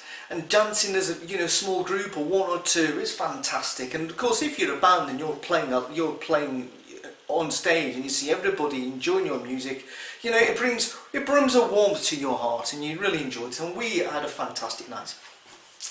And then the wedding concluded, and everybody went away. What a great wedding that was! That the band was great. The next obviously the next wedding was going to do. We were going to play again. We thought, this is great. We're going to get used. Loads of other witness weddings, and hopefully we'll even get paid for doing this, because we did it for Jim and Sharon for free. We didn't hire the PA for free, everything we did for free. And we thought that'd be it. We saw a future with the band and doing witness weddings. We thought there's nobody else that does this. How wrong were we? Because the next thing that happened is, on the video you can actually see a certain brother standing just inside the hall where everybody's dancing. Now his arms are folded, and he's looking at this scene of Sodom and Gomorrah. In front of him, these sisters dancing suggestively. He don't like it. Now this brother's name was Brian Lowe. Now originally he came into our hall because he was dating a guy called Anita, can't remember a maiden name. And when he came in, he seemed quite an alright dude. He used to moan to us about the elders, and we need to sort these guys out. He wasn't happy with the way things in Rutherglen. He thought there needed to be a changing of the guard, and he was going to be the man for it. And I remember when he eventually became an elder, and he got into being an elder, and I thought to myself, this is it. I actually said to him these words, it's great, we've finally got a man on the inside. Because of all of my bad experiences with the elders in Rutherglen, I just thought, finally we've got a guy in here that we can trust, that is going to change the way things have been going. Well, how wrong was I? Because before even the marriage had time to be consummated, he was already stirring things up.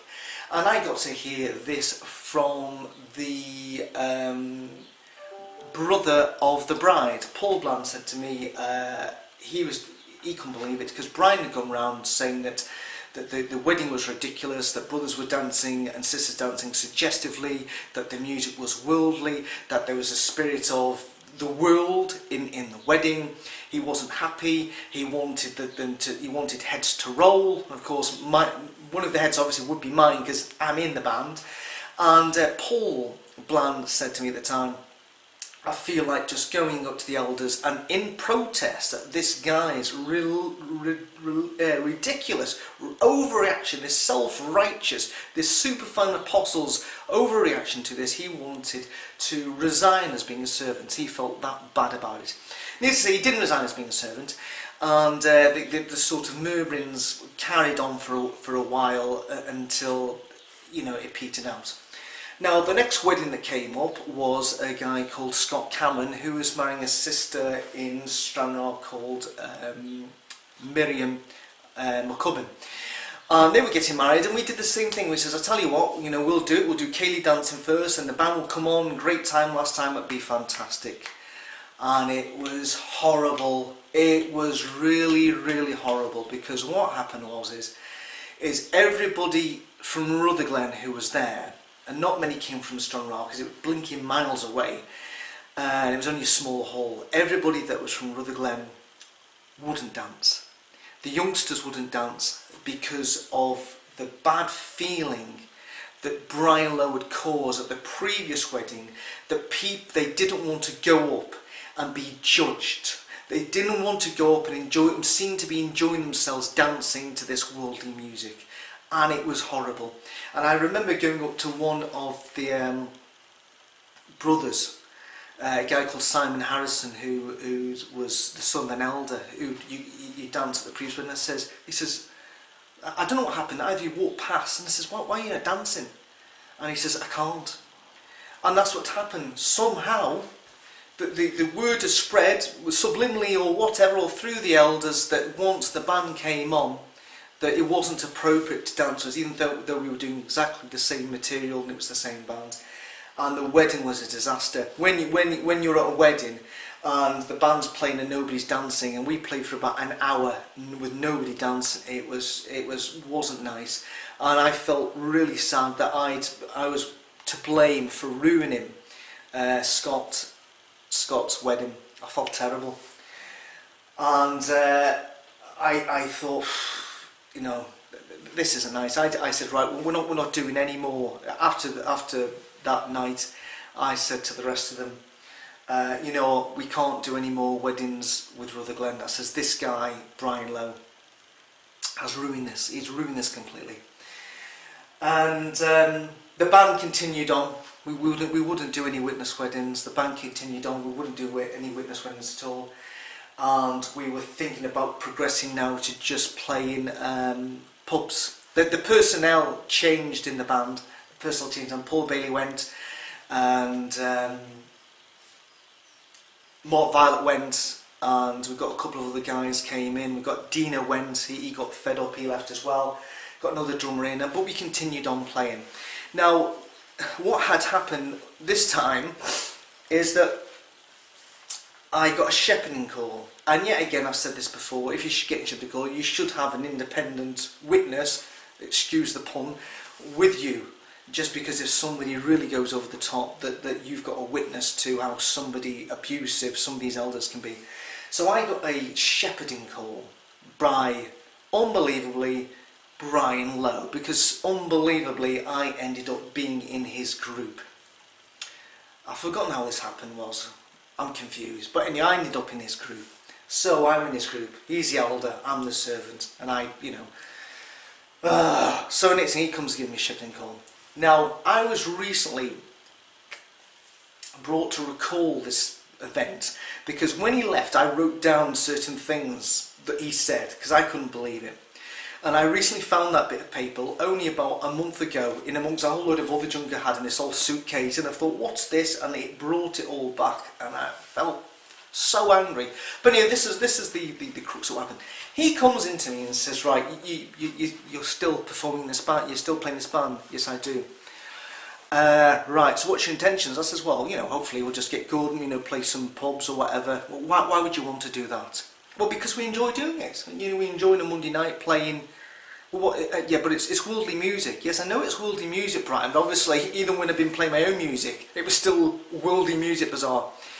And I was a servant at the time, and he says, how do you pray at night?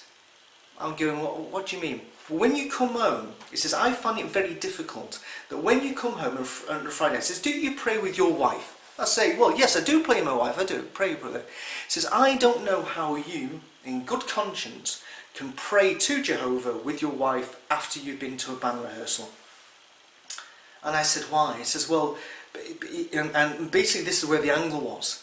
He was wanting to get me removed from being a servant for being in this band, because he says there could be an accusation made against me because I, on a Friday night with other brothers, performed music, and he didn't like it. And I says, look Brian, we're very careful about the material that we choose, that we don't, that nobody can find offence in it. And he said, well, if that's the case, if that you've chosen that, I can only question your judgment of what you think is appropriate for a Jehovah's Witness to like and play.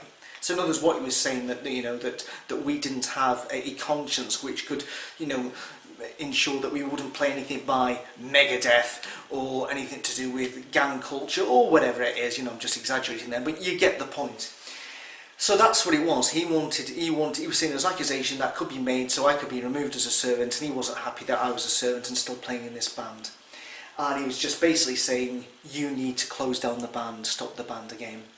Now, what I should have done, I should have said to him, Brian, you know what, there's the door, off you pop.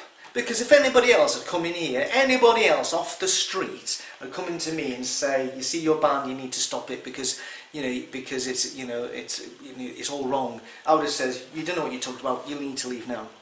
Unfortunately, because he was an elder, and he was there, as he said so many times, representing the congregation and Jehovah, and this is what Jehovah says. It's bizarre, isn't it? It's what Jehovah says. No, it's not, Brian. It's what you're saying. You're trying to micromanage my life based on what you like and what you don't like. But you're coming into my house, not the Kingdom Hall. I've invited you in. Well, sorry, you invited yourself in to just coming in and to flipping, just have a go at me again. You know what? I've had enough of this. So he went out. He went out of my house, and I wish I could say, I just told him to swear in, but of course he didn't, because he's an elder. I wish I had. I wish it says, Brian. But I didn't do that. And he went, and I wish I could say right now that was the end, because we're sort of drawing to the end of my being a witness. I wish I could say that was the last time that there was a problem. There's a clash between Jehovah's Witnesses music and me, but it wasn't.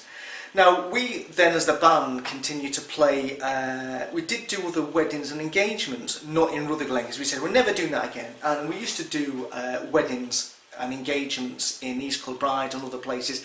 Really good night. We managed to finally bump out all the Ceilidh music, so from the off, we played the opening wedding song for the couple. We'd learn the song, what song you want to do, then we'd learn it, and we'd play the whole thing. We did, and we got paid a bit of money, not a lot of money, but just enough that it'd pay for some drinks, and I paid for everything, whatever.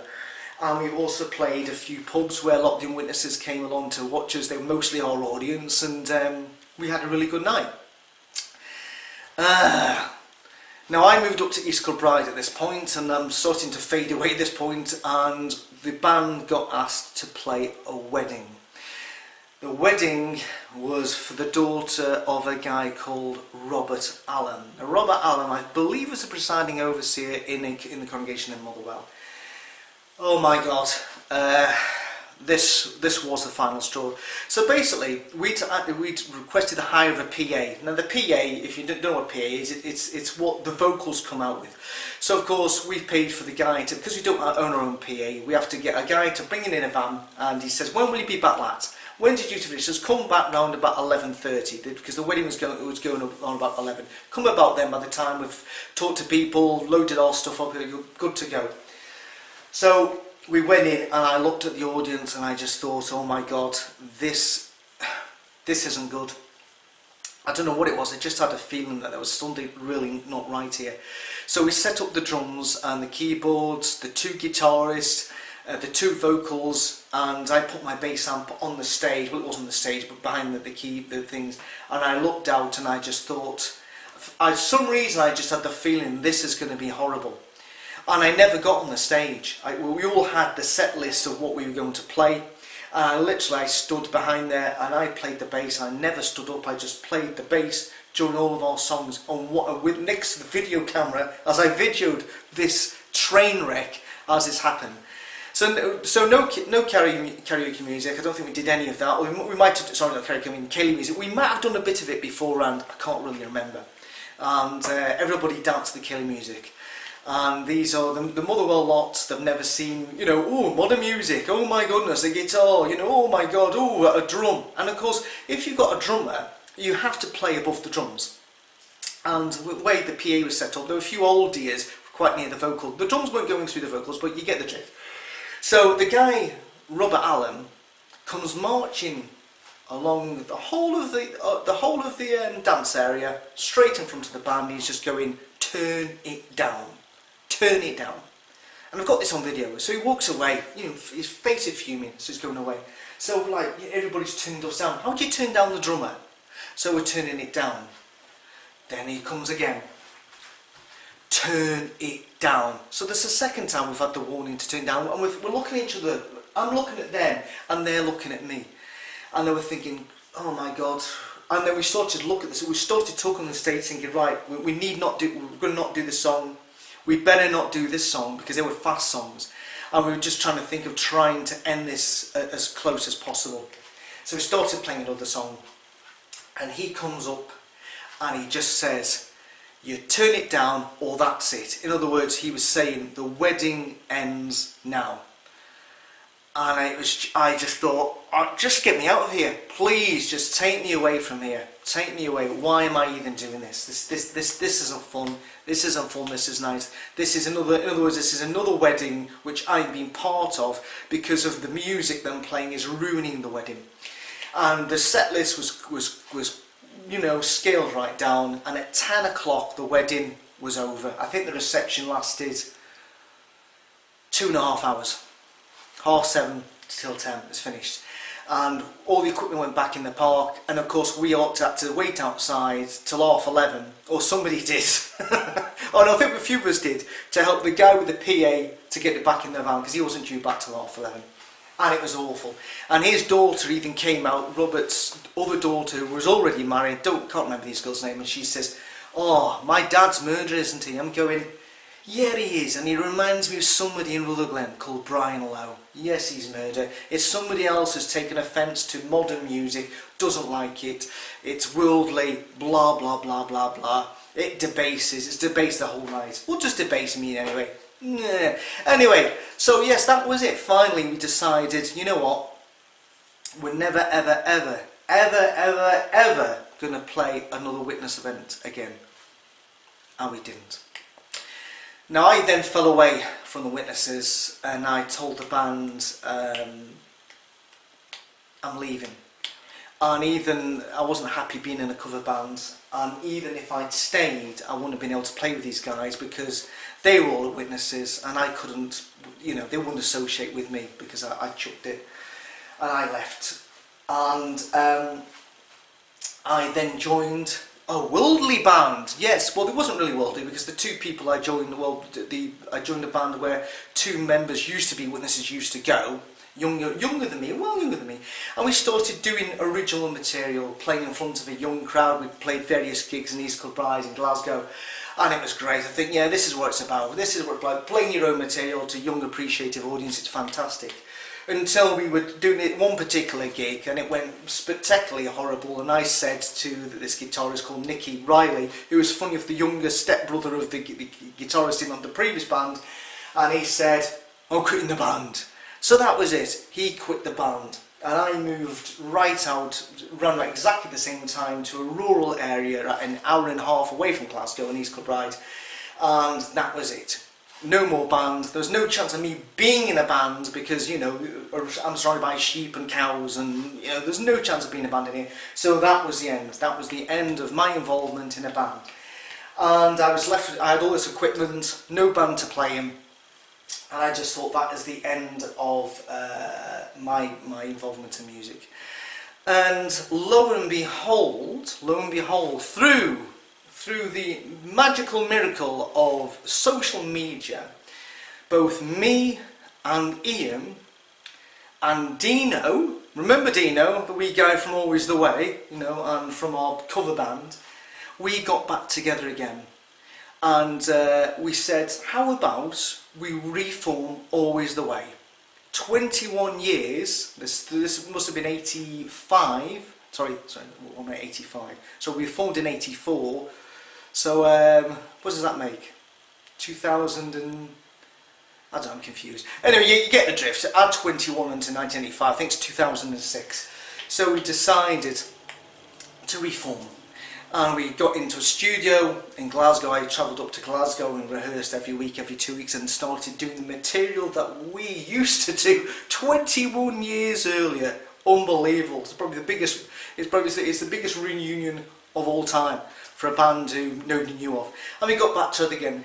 Now, unfortunately, over subsequent years, we went through many highs. We played a lot of places. We played King Tut's. Always wanted to play King Tut's. We played King Tut's. We played the ABC. We played lots of places in Glasgow. But due to unfortunate problems, Dino left the band once, rejoined, and left the band again. Now, subsequently, me and Ian are still in Always the Way. We've been augmented now by a guy called Peter who plays keyboards and guitars, and a girl called Michelle. Now they're who does vocals and does keyboards as well and guitar. And like me and Ian, they are songwriters. And we rehearse every couple of weeks now. We've also played gigs with just a drum machine because Dino's gone. We haven't got a drummer. So if there's anybody out there who wants to join the band as a drummer, give me a call. So anyway, or leave me a message, I should say, because my number's not up, obviously. And we still rehearse. In fact, we're rehearsing tonight. I'm going to drive up to Glasgow tonight between 9 and 12. We do our own stuff. We do the material that was written way back in 1981, 82, 83 material. Then some of the material we're doing is like, you know, it's over 30 years old now. Way over 30 years. Oh, hold on a second, I'm just going to take this stuff. Right, so what I'm saying, so in other words, you know, we still practice, we do these songs, and we write a lot of songs. And of course, because of my experiences, which you now all are aware of, if you manage to last this long through this video, you're aware that when I'm writing new material these days, of course, a lot of the experiences I had as being a Jehovah's Witness are in a lot of the lyrics. Especially the thin veil for one of them. I could go on, in fact, even Ian, Ian Gill should be the person who should do a story of what happened with experience with elders, because mine was bad, but his was bad as well, and he wrote a concept album of things that happened to him when he was with the Witnesses. We don't particularly do any of those songs, maybe one or two, but we're not that many. We're trying to move on. So anyway, that's it. The funny thing is that with Always the Way, is that the other two members of the band aren't Jehovah's Witnesses.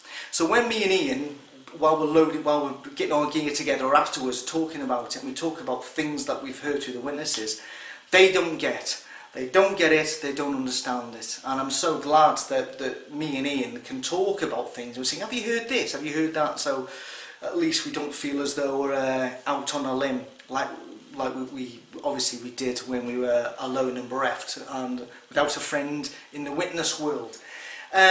So that's my story of Jehovah's Witnesses, music and me. As you can see, it's not a very nice story, and I probably think it's unique, but the things that happened during this just sum up the way Jehovah's Witnesses are, the way they deal with these things, where it's all about the reputation of the congregation, it's all what Jehovah wants, and the way they micromanage your whole life based on, it's not even scripturally based, where they twist things, and where ultimately it can lead, you know, to people suffering for years. And for me to be able to tell these stories, it's cathartic for me to say this, because, you know, like I said, nobody else would understand this. They wouldn't understand this. It's only if you're a witness that you could understand the way this is being done. Oh, there's the phone in. Hold on. Right, back again. So, you know, it has been a help for me to do this. It's something I've wanted to get off my chest since 84. So it's been a long time coming. It's been a long time for me to express how I felt. and maybe some of you out there who have managed to survive the whole of this tale without turning off because you got bored out your tits.